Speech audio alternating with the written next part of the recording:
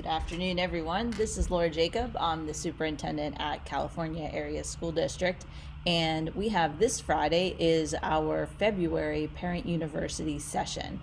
And so I invite you to join with me for a few minutes here on a discussion of Dr. David Eagleman's work, Livewired. So let's jump right in. So for this month, we're going to look at Dr. Eagleman's work and his book, Livewired. For those of you that tuned in last month, we focused on mindset. And with this book, it will help you as well as your children understand better how the brain works. So with Dr. Dweck's work, we talked a lot about having that growth mindset. And with Dr. Eagleman's work, we're going to look at how does the brain actually work to better understand learning as well as better understand our motivations. And please keep in mind that we opened up for parents and guardians to get copies of the book of Livewired.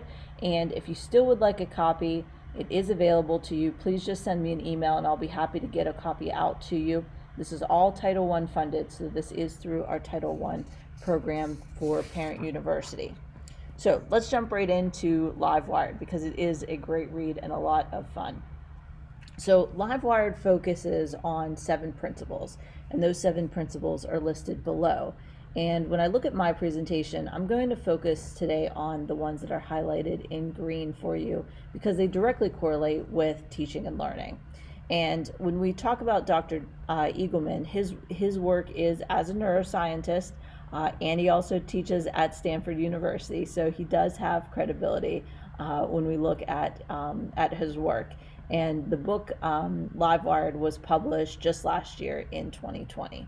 So let's jump into these 7 principles. So for the first one of the first myths that Dr. Eagleman really wants to diffuse is the idea that the brain acts like a computer or thinking acts like a computer.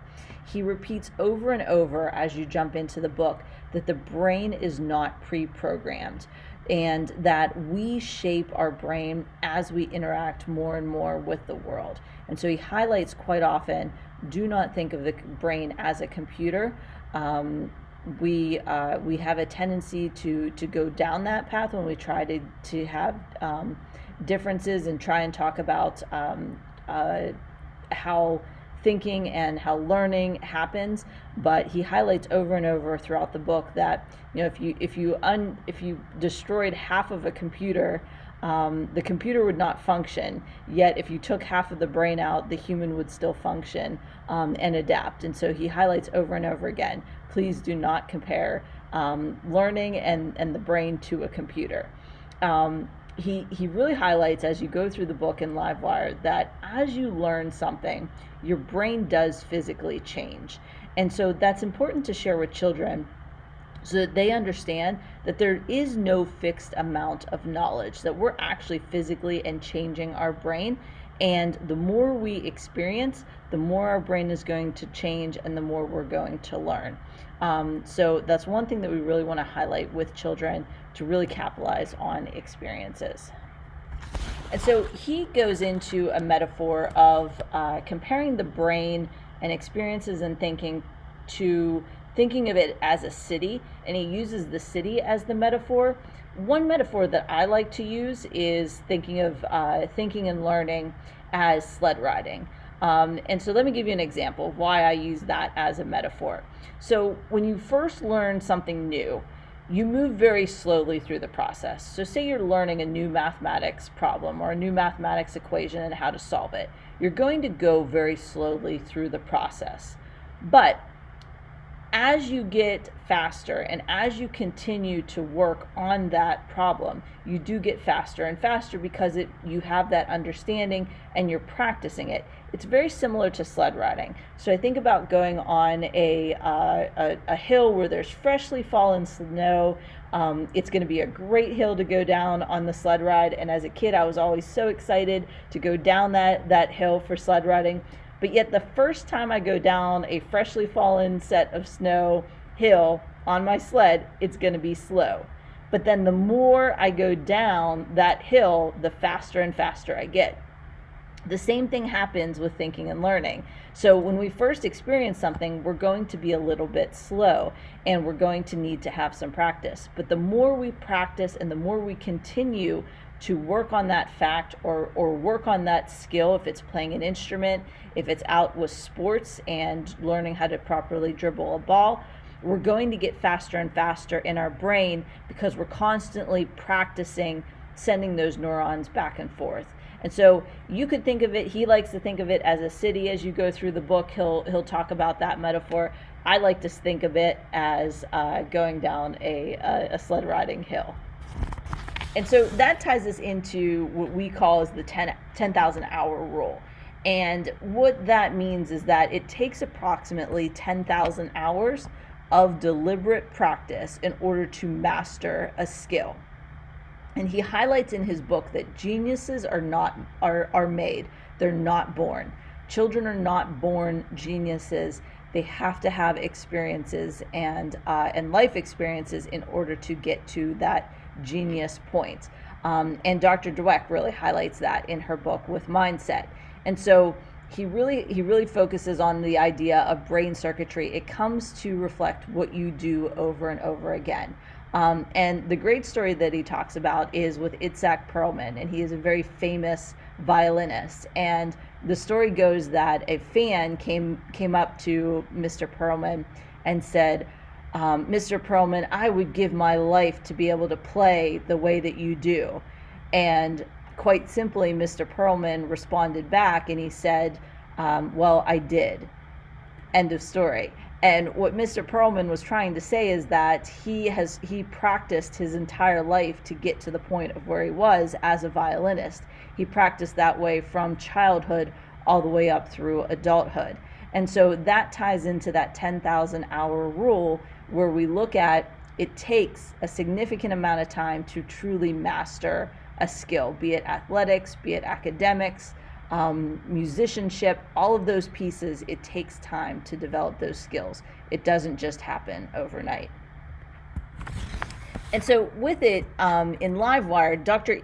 Eagleman focuses obviously on the 10,000 hours, and he talks about those as being motor babbling. And that's where the brain is going through an experience of learning, unlearning, and relearning phases. And it's similar to babbling that you hear of children when they're starting to learn how to speak, where they're saying a variety of words that you don't exactly understand, but they're unlearning and relearning what are the right words for me to say in order to communicate my thoughts. And he ties in, Dr. Eagleman talks about this video, and it's great on YouTube. I really encourage you to check it out, and check it out with your children so that they can help better understand what motor babbling is all about. But this is Dustin Sandlin. He's an engineer, and he set out to ride a bike where the front of the steering was reversed. And so Dustin shows how long it took for him to rewire his brain to ride this, in effect, reversed bike. And so I encourage you to check out the videos on YouTube. I'm going to show you a short section of this clip to just give you an idea of motor babbling. Like many 6-year-olds with a MacGyver mullet, I learned how to ride a bike when I was really young. I had learned a life skill and I was really proud of it. Everything changed though when my friend Barney called me 25 years later. Where I work, the welders are geniuses and they like to play jokes on the engineers. He had a challenge for me. He had built a special bicycle and he wanted me to try to ride it. He had only changed one thing. When you turn the handlebar to the left, the wheel goes to the right. When you turn it to the right, the wheel goes to the left. I thought this would be easy, so I hopped on the bike ready to demonstrate how quickly I could conquer this. And here he is, ladies and gentlemen, Mr. Dustin Sandlin. First attempt riding the bicycle. All right. So the faster I go, the better. Yeah. I couldn't do it. You can see that I'm laughing, but I'm actually really frustrated. In this moment, I had a really deep revelation. My thinking was in a rut. This bike revealed a very deep truth to me. I had the knowledge of how to operate the bike, but I did not have the understanding. Therefore, knowledge is not understanding. Look, I know what you're probably thinking. Destin's probably just an uncoordinated engineer and can't do it. But that's not the case at all. The algorithm that's associated with riding a bike in your brain is just that complicated. Think about it. Downwards force on the pedals, leaning your whole body, pulling and pushing the handlebars, gyroscopic precession in the wheels, every single force is part of this algorithm. And if you change any one part, it affects the entire control system. I do not make definitive statements that often, but I'm telling you right now, you cannot ride this bicycle. And so we're going to stop it there. But what I do like about the video is you'll find out how Dustin does make it so that he is able to ride the bicycle. But then a little caveat comes into play where he has it with his, I believe it's his son, but a much younger child. And then teaching him how to do this reverse bicycle. Please check out the videos on YouTube and also share them with your children so that they can better understand what's happening in our brain as we're learning, unlearning, and relearning new facts and ideas. So let's continue on when we look at our brain and the like many 6-year-olds. Whoops, sorry about that. As we look at thinking and learning and the challenges that we have.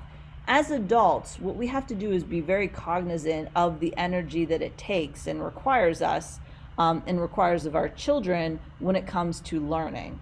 And if we were to examine these two individuals and the energy that is required out of the brain of, say, Serena Williams on the left versus a novice player on the right, the novice player, believe it or not, is actually expending much more energy in her brain on this game over Serena, because Serena has essentially has wired her brain and her reactions through this constant practice and this unlearning and relearning process, so that she doesn't have to think about the game as much as, say, that novice player. And so we have to be very cognizant of that as adults, because our children will very much be tired whenever they get back from school, and as well will get frustrated and will need brain breaks as they're learning new things, because they're not at the Serena Williams stage, whereas some of you as adults might be at that Serena Williams stage. Our children are still at that novice stage, and so we have to be cognizant of the extreme mental toll that's going on with our children. And another component that Dr. Eagleman really highlights is the fact that the myth that your brain gets full, that it's a vessel and we can only fill it to so much, and then at that point we need to stop. He explicitly showcases in a variety of scenarios that there really is no limit on how much we learn, as well as the fact that we don't become actually full of facts. So that's another thing to share with your children, that you cannot overflow your brain, so to speak, when it comes to facts and when it comes to learning. And when we look at learning, we know that baby brains, they modify across vast territories as children are learning new ideas, whereas adult brains just learn a little bit by bit, and change in small bits over time. And so we are highly influenced as children with the events of our childhood. And so the older that our brain gets, it becomes less flexible, there's less plasticity in there and for the redeployment of facts and ideas. And so as parents and guardians, I really encourage you and implore you to give as many life experiences to your children as possible, because those life experiences are changing vast areas of a child's brain as opposed to just small areas of our adult experiences. And so finally, Dr. Eagleman does highlight the constant nature versus nurture debate that exists.